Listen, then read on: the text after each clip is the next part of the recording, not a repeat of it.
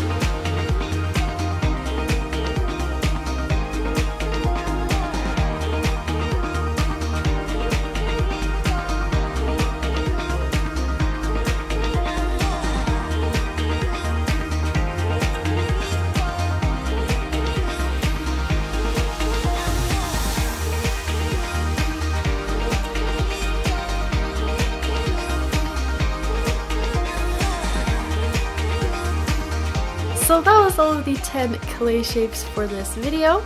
If you liked it, don't forget to subscribe and also to hit the notification bell. And also, if you have any ideas for future videos, just let me know in the comments below. Thank you guys so much for watching, and I'll see you in my next video. Bye!